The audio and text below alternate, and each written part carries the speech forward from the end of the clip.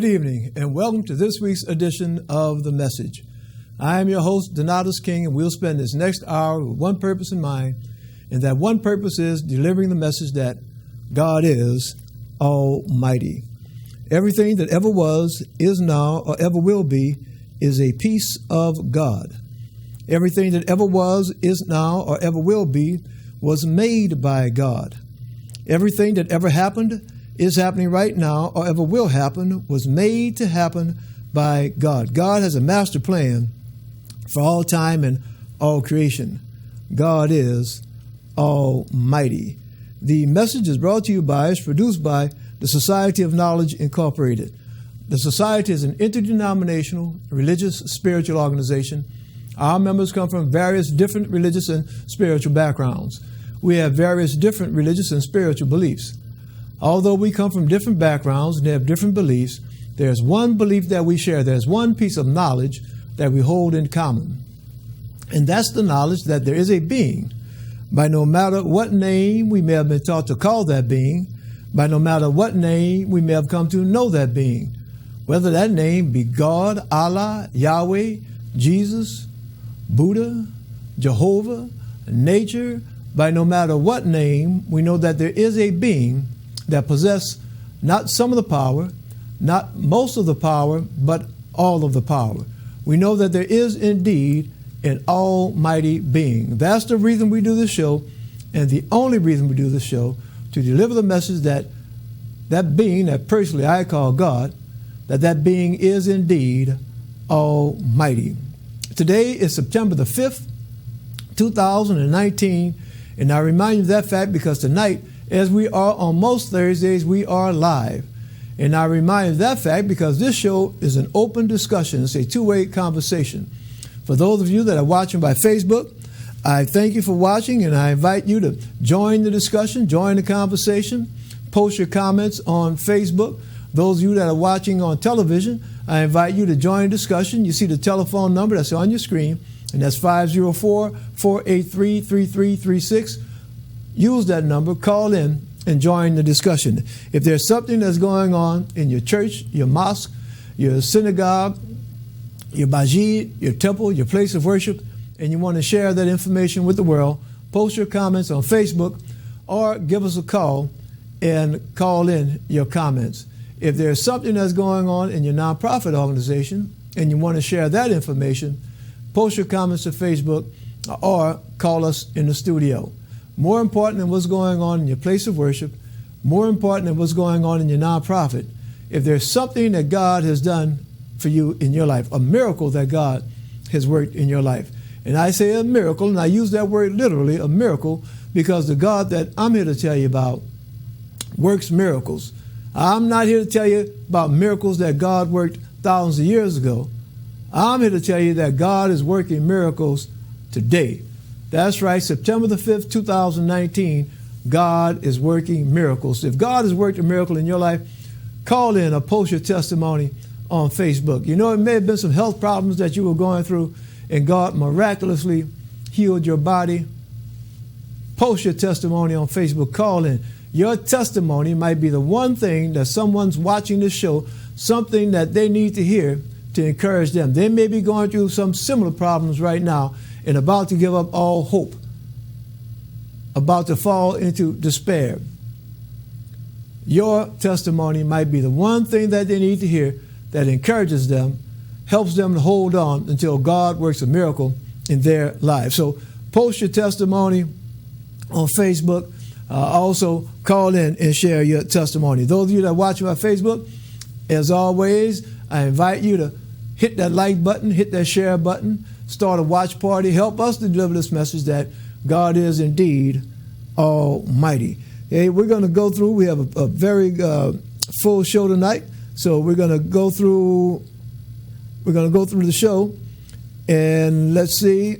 We'll have our announcements, and then after our announcements, we will have testimonies. I don't know if we have any testimonies that are taped tonight. But after our testimonies, we'll go through our religious spiritual study, prove all things, hold fast that which is good, coming out of the first book, Thessalonians chapter 5, verse 21. And tonight we will be discussing, our discussion topic is Babylon. That's right, Babylon. We will be discussing Babylon, and we will be discussing Babylon probably next week also. Our words of inspiration will come out of the book of Exodus chapter 7, starting in verse 19, and we'll see how far we can get with our words of inspiration. Our announcements, www.godisalmighty.org. That's our main website. I invite you to lock that website into your web browser, and 24 hours a day, 7 days a week, you can go to that website and you can see previously recorded episodes of the message. And on Thursdays, you can go to that website and there is a link to the message live. There are also links to all of our social media outlets. We have a religious discussion blog, a Facebook page, Twitter, Instagram, YouTube. Just go to that main website. And that main website is www.godisalmighty.org. Go to that main website, and there are links to all of our social media outlets. Rock of Ages Ministries International, Apostle Ronnie Bailey, their main website, www.ronniebailey.com. As always, we encourage you to utilize the services of the New Orleans Peacekeepers, and that phone number is 504-500-1706. If you know someone that's having a dispute in our community, give Peacekeepers a call, and they'll come out and they will help mediate a resolution, help people talk it out. And we know there's a whole lot in the city of New Orleans, been a lot of violence. There was actually a couple of folks got killed. A little young girl, I think she was 7 years old, 8 years old, just got killed either last night. I think it was last night. So, you know, you don't have to resort to picking up a pistol to try to settle an argument. If you need some help, give Peacekeepers a call. In the New Orleans area, you can call 311 between the hours of 8:30 a.m. to 4:30 p.m. For free smoke detectors.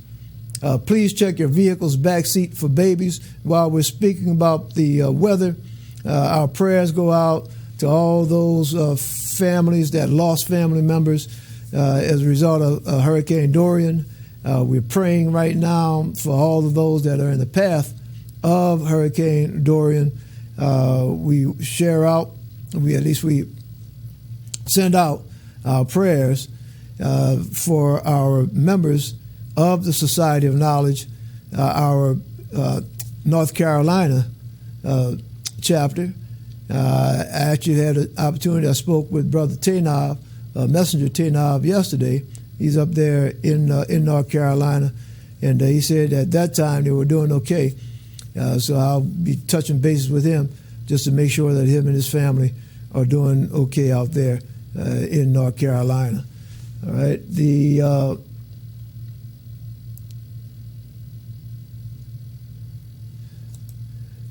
The 2020 census. The 2020 census has jobs. You can apply online, and that website is 2020census.gov/jobs. The phone number is 1-855-562-2020. Excellent pay, flexible hours, paid training, and these are temporary jobs. So if you know someone that needs a temporary job, good pay, some of the jobs actually you can work from home. Some of those jobs, so just give that website a visit, or give them a call, and spread that information. And if you know of anybody, a company, a business that has a job available, let us know so that we can put it on our bulletin board and deliver that message. Help spread the news. Help somebody. Help be a blessing to someone. Help them get a job. Religious spiritual study, prove all things, hold fast that which is good. Coming out of the first book of Thessalonians chapter 5, verse 21. And we put that reminder every week. We put that reminder on the screen because we do have study sessions here. But I put that up. If you hear me say something on this show, if you hear one of our callers, Brother Terry, thank you for joining us on Facebook. If you hear me say something on the show, if you hear one of our viewers call in, or you see someone post something, don't accept it as the gospel truth. Do your own research, check it out yourself, just like Thessalonians says, prove all things. And if you hear me say something, one of our viewers say something that's not absolutely correct, then let us know. Okay, we don't want to give out bad information, and from time to time we might receive some bad information of our own, and we want to be correct when we say things. We want to know the truth. So if there's something that's said that's not quite correct, share that information. Let us know so that we're saying the right thing, saying the correct thing. Okay, as I say, tonight we start our discussion topic about Babylon. Now, I'm going to just take a minute. We do have, before we get into our discussion, I'm just going to take a minute. And Babylon, you hear folks talk about Babylon. And the main reason that we're getting into this discussion about Babylon is because the three major religions that we have in the Western world, the three major religions that we have in the Western world, and when I speak about the Western world, I'm speaking about America, North America, South America, Europe, and to a great extent, even Asia, part of the Eastern world. The three main religions, and those three main religions being Judaism, Christianity, and Islam. Those three main religions you can trace their roots back to Babylon. Now that seems kind of strange, because those of you that have read your Bible, you know that in the Bible, when the Bible speaks about Babylon, it's not very kind. Okay? It's not very kind. Babylon is like a bad word when you're speaking about the Bible. So it's interesting that you have this city, this place, Babylon, and you can trace the three major world religions all the way back to Babylon. So we're going to begin our discussion tonight just with a little general discussion about Babylon. And then next week, we'll get into a more in-depth discussion about the religions practiced in ancient Babylon and that tie between the modern religions of Judaism, Christianity, and Islam, the ties between those religions and the religions that was practiced in ancient Babylon. Some of you might be surprised about what we're going to find out, about what we're going to discuss. All right, so let's get into our discussion about Babylon. Okay, as I said earlier, and you see the diagram that's up on your screen now, that's Babylon, and you see underneath that ties to Judaism, Islam, and Christianity. Okay, so that's all right. So you see that tie, that connection, and as I say, we're going to talk about that connection in depth. Right? And going back 5,000 years ago, what you see on your screen now, that's a depiction of the Babylonian Empire. And according to some scholars, back in the day, the city of Babylon itself was the largest city in the world. And if you can kind of make it out on the map, that Babylonian Empire, that area that you see on the screen, in the middle of the screen in red, the majority of that area, the Babylonian Empire, in what's called modern day Iraq, and you'll see a part of it in Jordan, a part of Saudi Arabia is in there, a part of Syria, and a part of Turkey. So that Babylonian Empire was pretty extensive.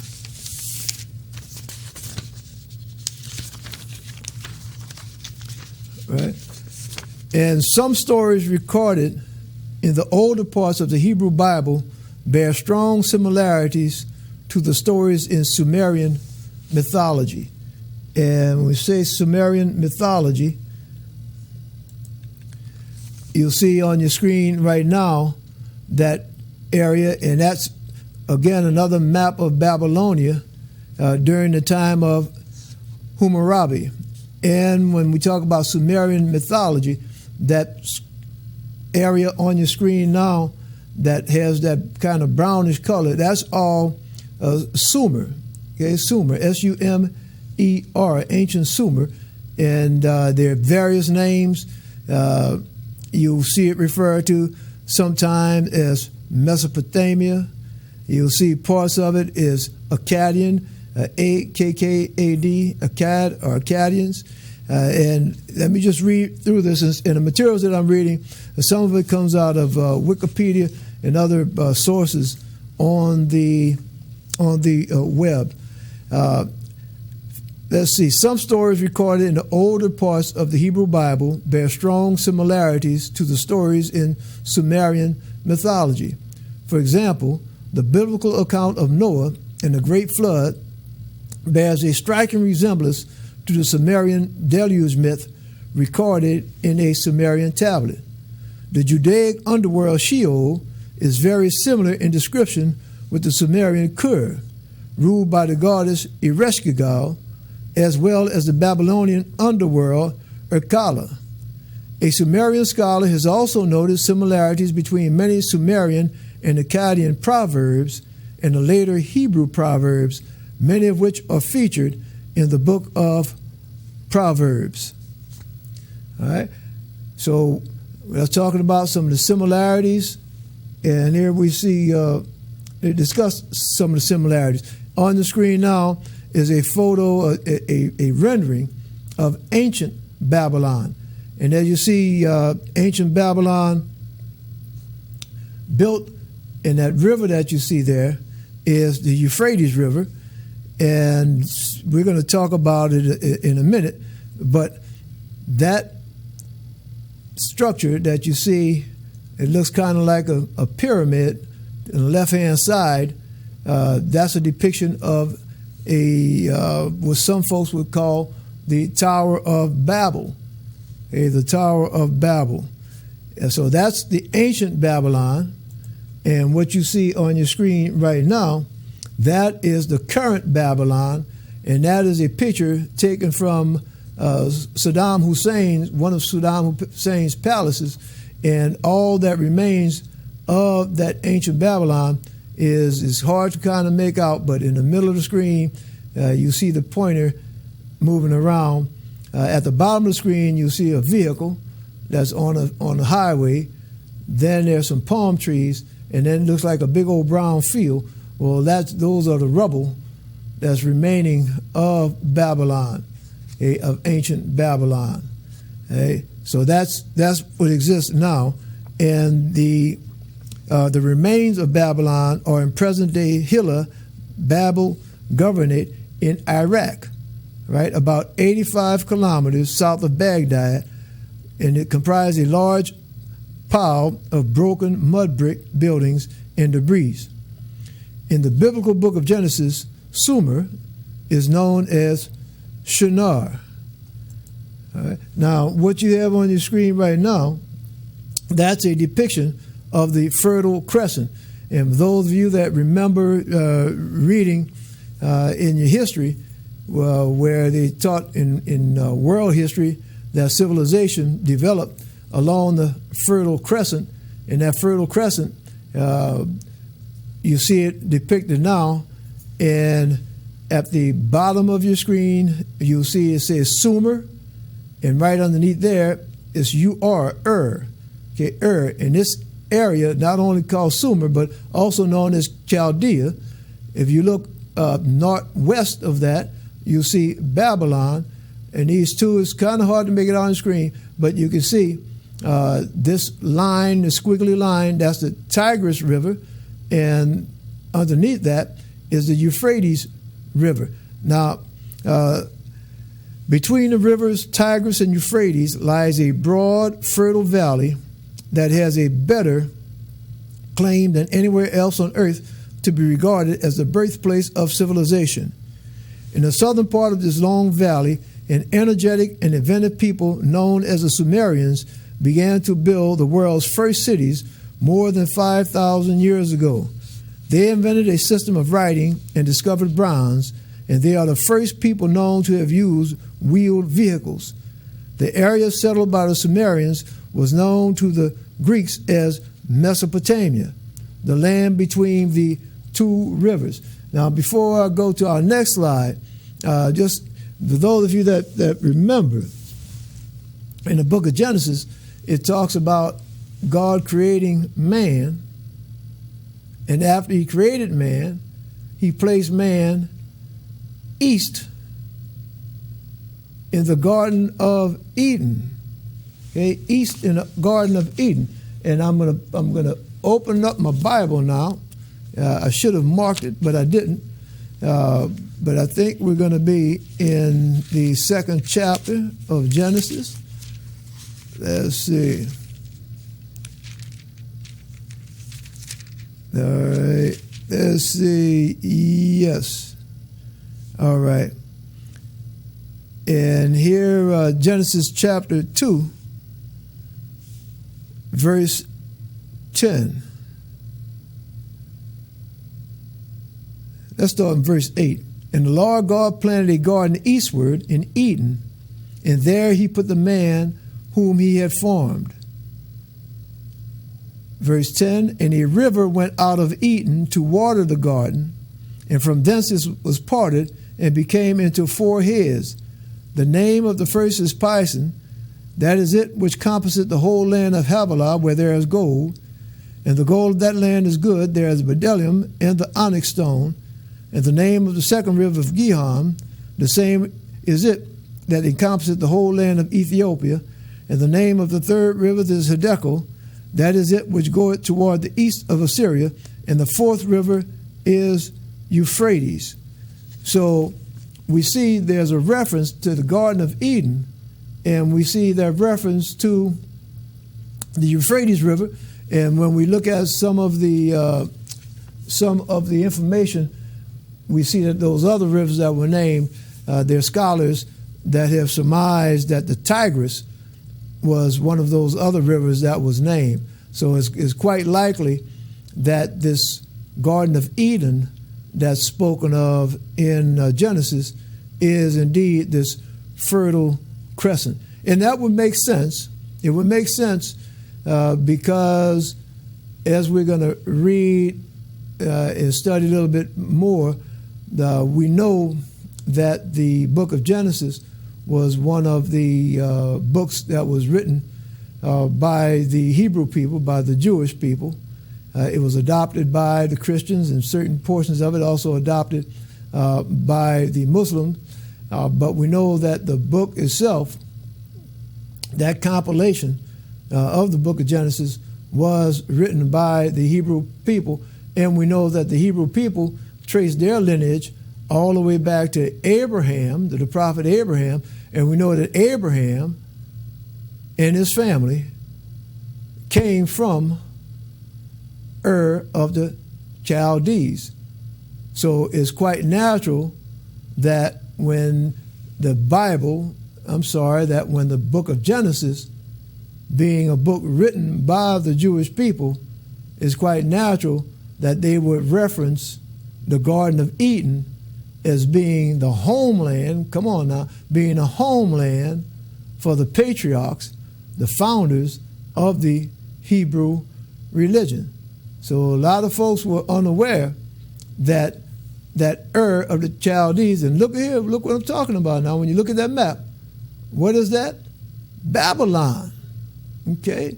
Yeah, and that whole area called Babylonia, with the specific city of Babylon, and we see one of the cities there also called Ur. So that area being the starting point of the folks, particularly Abraham and his progeny, the starting point for the religion that became known as Judaism, the religion that promoted the book of Genesis, that promoted this idea of there being a Garden of Eden and locating the Garden of Eden right there at the Tigris and the Euphrates, and coincidentally being located in the Fertile Crescent. And as historians say, that Fertile Crescent, and when you studied history when you were in school and they really weren't talking about religion or anything else like that, but they were just talking about how civilization developed in the Fertile Crescent. Now, we've been talking about Sumerians, and it's a strange thing. Sister Candace, thank you for joining us. Jordan, thank you for joining us. It's a strange thing when you do some research, how people play with history. And when I say play with history, when you do some research about Sumerians, you run across something that's very odd, that a lot of the depictions of the Sumerians, the folks that, according to scholars, started civilization, a lot of the depictions of them will kind of have a European appearance. But when you do a little bit more research, you find out that the Sumerians refer to themselves as the black-headed people. And as you see on your screen right now, those are statues, carvings, depicting the Sumerians. And as you see some of the features, the nose, the broad, flat nose, the lips, the broad lips, the black-headed people. According to secular history, the land of Shinar, Mesopotamia, was the birthplace of civilization by a non-Semitic, black-headed people. The Bible is a history book, and it informs us of who these black Sumerians were. They were Hamitic Africans. The black-headed people that built the first civilization were the Cushites. Cush means black, and it is another name for Ethiopia. The word Ethiopia comes from the Greek word Ethiop, which means black or burnt face. And when you read through the Bible, you'll read about the Cushites, and they trace their lineage to Ham, who was one of Noah's sons. All right. So here's another carving of a Sumerian, and as you notice, that broad nose, that broad flat nose. All right. You see a depiction on the screen now of Nimrod. And Nimrod, the birthplace of civilization, was also where the first kingdom in history took place. This kingdom was presided by Nimrod, as recorded in the Bible. Look at Genesis chapter 10, verse 6. And the sons of Ham, see what I was talking about before? The sons of Ham were Cush and Mizraim, Phut and Canaan.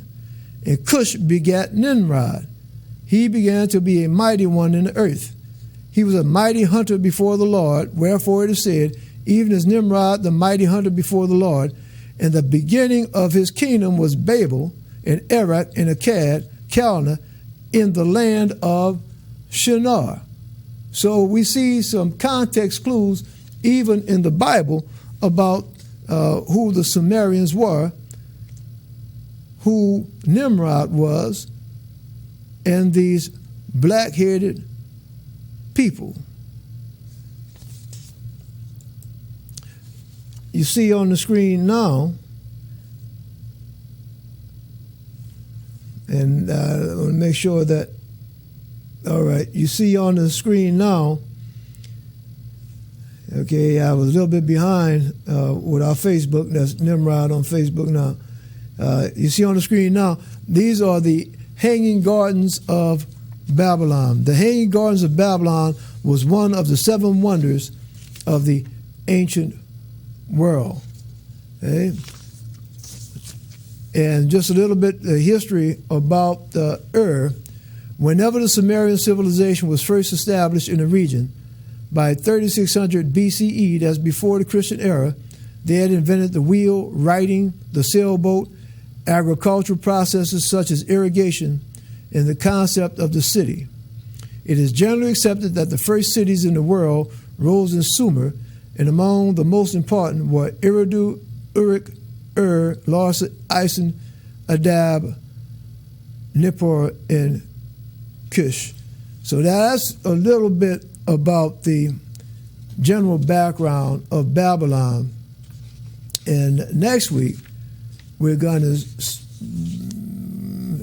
dive into discussion about the religions of the Sumerians.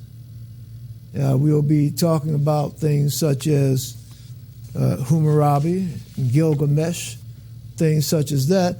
And we're also going to talk about what you see on your screen right now, and that is the Whore of Babylon. Okay, the Whore of Babylon. Coming out of the book of Revelation, chapter 17, verses 1 through 18, and chapter 18, verses 1 through 4. And, you know, that's something that we read about, all these connections between Christianity, Judaism, Islam, and Babylon.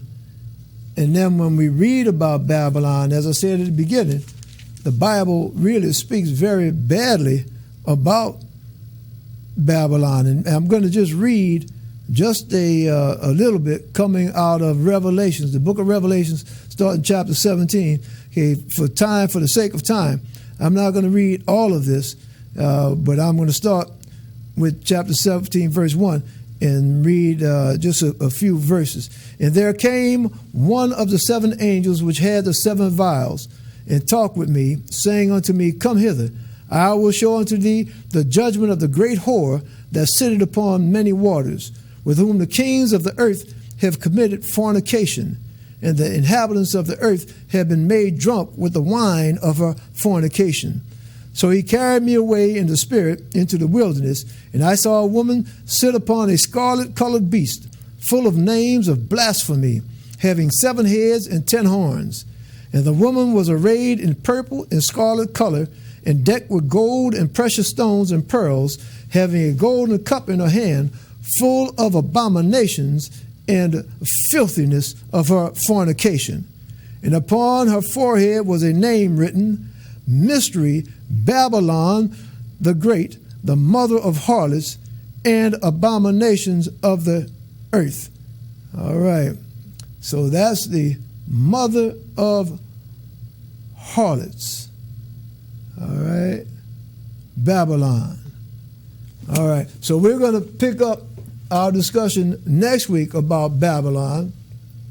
And it's a crazy thing when you see that kind of description about Babylon again, and then when you start reading through some of the practices of the Babylonians and the Babylon religions, and start realizing that it's a lot of what they did back then and there that was actually incorporated into Judaism, and then incorporated into Christianity, and now incorporated into Islam, right? It's like, you know, people taking what they want and declaring that this part is good and the rest of it casting aside.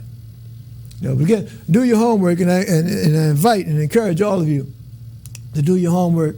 Do your own research and join in the discussion next week. And during the week, in the meantime, you can always give me a call. Give me a call, and my number is 504-821-3221. You see that number on the screen.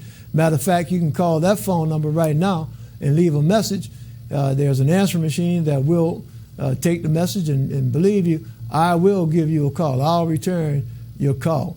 And you can always post me a comment on my Facebook page, so you can reach me any kind of way you want. There's no difficulty. Okay, let's get into our words of inspiration. And I just remind you that our words of inspiration are usually words that are coming out of the Bible. And the reason that we use the Bible is because it's a book that many of us have in our home. We're not trying to promote the Bible. We're not trying to say the Bible is true or false, good or bad, better than any other book or anything else like that. We're not trying to say that. What we are saying is that there is a message that's being delivered by this program, being delivered by me, and that message is that God is Almighty. And you can find that message in the Bible. You can find that message in the Torah. You can find that message in the Quran. You can find that message throughout religious and spiritual literature throughout the ages, thousands and thousands and thousands of years. That same message that there is an almighty being. So that's the reason that we use the Bible, and from time to time we'll use various other texts. We have used the Quran, and as you know, the Bible, there are parts of it, the first 5 books of the Bible, or actually parts of the Jewish Bible, the first 5 books of the Christian Bible, the book of Genesis. The book of Genesis. And let me make sure I read them off. The first 5 books of the Bible: Genesis, Exodus, Leviticus, Numbers, and Deuteronomy. Okay, those 5 books, first 5 books, are books in the Jewish Bible, and also contained in the Christian Bible. But let's get into our words of inspiration tonight. And our words of inspiration coming from. All right, let's see if we can. All right, coming from the book of Exodus, chapter 7, verses 19 through 25. Brother Jonathan, thank you for joining us on Facebook. Please hit that like button, hit that share button. All right. Apostle Bailey, thank you for joining us, Apostle. We're going to start reading out of the book of Exodus, Apostle. All right. Exodus chapter 7, verse 19. And the Lord spake unto Moses, say unto Aaron, take thy rod, and stretch out thine hand upon the waters of Egypt, upon their streams, upon their rivers, and upon their ponds, and upon all their pools of water, that they may become blood, and that there may be blood throughout all the land of Egypt, both in vessels of wood and in vessels of stone. Okay, now, this is dramatic. Okay, and for the past several weeks we've been talking about magic and supernatural things. This is supernatural. See, it's not every day back in those days that the rivers would turn into blood. Not every day. Okay? Not every day. Matter of fact, that doesn't happen today. So if something like that happens, that's dramatic. You see, you can say that God had a knack for being flamboyant, for being dramatic. See, God knew how to capture the people's attention.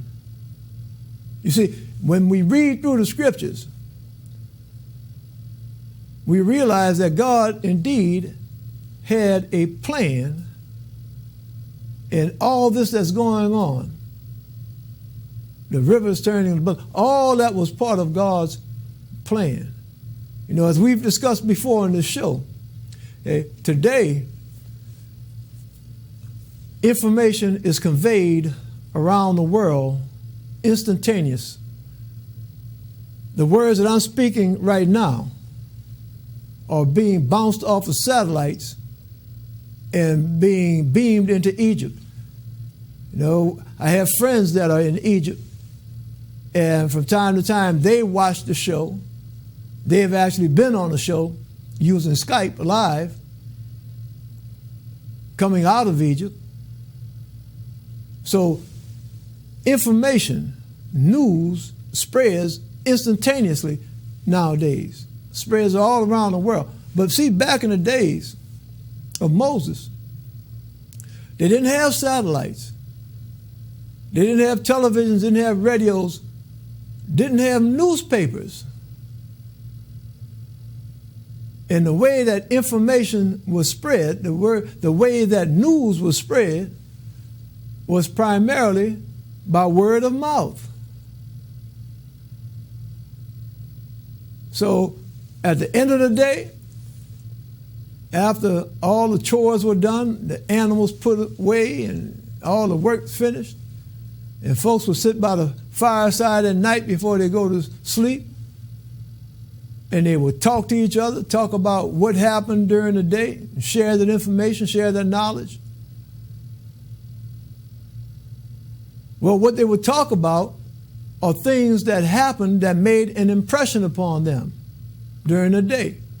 If it was something that was just routine, something ho-hum, something mundane, something usual, they wouldn't talk about it. They wouldn't say, well, at 2 o'clock, I had a drink of water. Or I saw a bird fly in the sky. They wouldn't talk about that. That's a little humdrum stuff. But if the river turned into blood, they would talk about that. They would talk about it, and anybody that's in the caravan coming through town, they would tell them about it.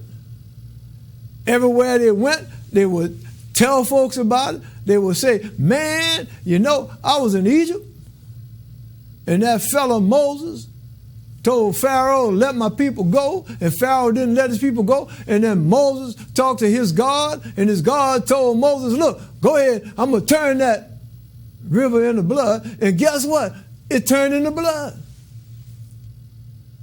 See what I said? God had a flair, dramatic, make things spectacular.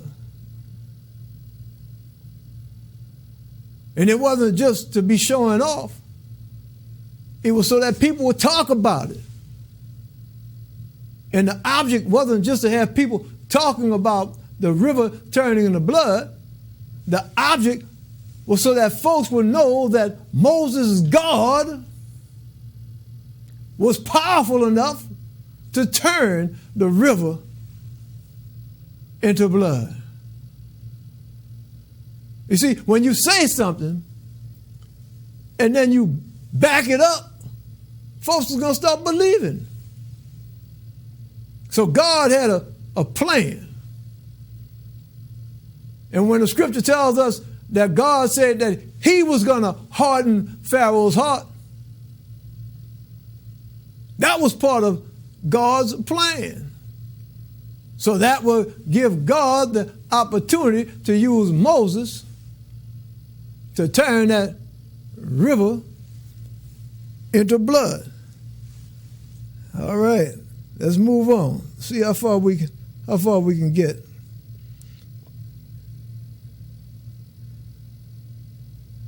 All right. And Moses and Aaron did so as the Lord commanded, and he lifted up the rod and smote the waters that were in the river in the sight of Pharaoh and in the sight of his servants, and all the waters that were in the river were turned to blood. Now you see, that's just what I said, right? He didn't do it in secret. He did it in the sight of Pharaoh and in the sight of Pharaoh's servants so that everybody could see that this was Moses doing what the Lord commanded him and turning the river into blood. See, God got a flair for the dramatic. And look what it says here. And the fish that was in the river died. Man. And the river stank. And the Egyptians could not drink of the water of the river. And there was blood throughout all the land of Egypt. Now, don't you think that the Egyptians was talking? Huh? Not only were they talking about the river turning into blood, but now it's stinking. All right? It's stinking. They're walking around looking at this old bloody river, and then their nose is hurting because it's stinking. They're thirsty because they couldn't drink the water. And they're hungry because the fish that were in the river died. So look here. You know they're going to talk. They are going to talk. And now, wait a minute. Get some understanding now. Not only are they going to talk, but what else is starting to creep into their minds? Well, what's starting to creep into their minds is that, well, wait a minute. If Moses' God could turn the river into blood and kill all the fish, now wait a minute. That God might not only be able to kill a fish, but that God might even be able to kill us. All right. Get some understanding. And the magicians of Egypt did so with their enchantments, and Pharaoh's heart was hardened. Neither did he hearken unto them as the Lord had said. And Pharaoh turned and went into his house, and all the Egyptians digged round about the river for water to drink, for they could not drink of the water of the river. And 7 days were fulfilled. After that, the Lord had smitten the river. So for 7 days, and you see that the Egyptians did everything they could. They dig round about the river for water to drink, for they couldn't drink of the water of the river. All right. Now we in Exodus chapter 8. And the Lord spake unto Moses, Go unto Pharaoh and say unto him, Thus saith the Lord, Let my people go, that they may serve me. And if thou refuse to let them go, behold, I will smite all thy borders with frogs. Brother Raymond, thank you for joining us on Facebook. I will smite all thy borders with frogs. Now, when we start off, look at verse 1. Verse 1 starts off, again, the Lord speaking to Moses. Let my people go. Let my people go that they may serve me. Now, I'm gonna stop there for a minute. Okay, I'm gonna stop there just for a minute, and I'm gonna stop there because I watched this past. Well, actually, I didn't watch it Sunday. I just watched it. I didn't get a chance to watch the whole show until yesterday, but the show was The Message coming out of Lafayette. You know, and as I said earlier, the Society of Knowledge has a chapter here in the city of New Orleans and produces this show, The Message, that airs live on Thursdays. The Society has a chapter in Lafayette that produces a show, The Message, and it airs the first and third Sundays at 7 o'clock on Facebook Live, and you can go to the Facebook page, The Messenger, and you can watch that show live, or you can go to the Facebook page, The Messenger, and you can see this past Sunday's episode of The Message. The Society's Lafayette chapter isn't broadcasting a show at this time. So we're trying to get that one up and running, trying to get everything straight there in Lafayette. But I was watching The Message coming out of Lafayette, and it was broadcast this past Sunday. And as I say, they broadcast live the first and third Sundays of the month. But I was watching it, and their discussion topic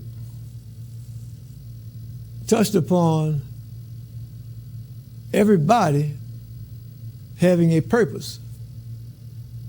Everybody having a purpose. Everybody being created for a purpose. And reading through these scriptures tonight, we read about Moses fulfilling his purpose, and we read about Pharaoh fulfilling his purpose. And what's so striking, what the Spirit is working on me right now, letting me see, letting me understand, and letting me share with you that just like Pharaoh had a purpose, just like Moses had a purpose, each and every last one of us has a purpose in God's master plan. You see, now let me share something with you.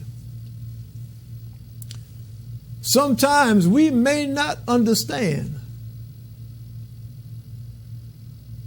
our purpose. Sometimes we may understand our purpose and not like it, want to change it. Sometimes our purpose might be something that is judged. Wait a minute now, hold on now. Sometimes our purpose might be something that is judged as being evil. That's right. May be judged as being bad, may be judged as being wrong. Understand what I'm saying? When we're reading tonight about Pharaoh, and Pharaoh's purpose was to deny Moses' request that the Hebrew people be let go and allowed to worship Moses' God. Pharaoh's purpose, Pharaoh was created for that purpose. See, the scripture tells us that God hardened Pharaoh's heart. It doesn't tell us that Satan hardened Pharaoh's heart. God hardened Pharaoh's heart. So when we read in the scriptures and we read about Pharaoh and we say, Pharaoh, you're such an evil person, you're such a bad person, because we are judging Pharaoh. And yes, we are human, so we are going to judge. See what it talks about in the Bible. The Bible in the book of Genesis said, what was the original sin? It wasn't eating an apple. The original sin was eating of what? The knowledge of good and evil. See, when we ate of that tree of the knowledge of good, when man got to the point where man started judging, instead of accepting the will of God, that's when man started doing what? Earning his keep by the sweat of his brow. The bottom line is that God is in control. But it is our human condition. It is the nature of man that we are going to judge. That we are going to say, this is good, this is bad, this is right, this is wrong. That's our human condition. That's a part of God's plan. As I said, sometimes we will not accept God's plan for us. And let me understand something. Let me tell you about this. There's a very famous person who did not accept God's plan. There was a person that I've read about, that I've heard about, and I'm sure that you've read about him, you've heard about him also. There's a person that I read about that loved God, that knew God was almighty. A person that knew God had a plan for his life, knew that, but didn't like God's plan, didn't want to accept God's plan. And all the while that he was fighting against God's plan, he was in agony, he was in turmoil. He was rebelling so much against God's plan and asking that God's plan be changed. He was praying that God's plan be changed. And he was praying so hard that the sweat was popping off his head like great drops of blood. Yes, you know what I'm talking about right now. That's Jesus Christ. Scripture tells us he's in the Garden of Gethsemane saying, look, let this cup pass from me. I know you got a plan. I know the plan is for me to stretch out on that cross, but I don't want that to happen. I don't want to die. But then God stretched out and gave Jesus peace and allowed Jesus to accept God's plan. Allowed Jesus to say, nevertheless, not my will, but thy will be done. In this upcoming week, I don't know what God has planned for you. I don't know what God has planned for me. But my prayer is no matter whatever it is that God has planned for all those folks that are in the path of Hurricane Dorian, I pray that it's God's plan that you be safe. I don't know if you're going to be safe or not, but my prayer is that whatever God's will, whatever God's plan, that God brings you through his plan and brings you through with peace. In this upcoming week, no matter whatever it is that God has planned for you, it's my prayer that God blesses you and yours with peace.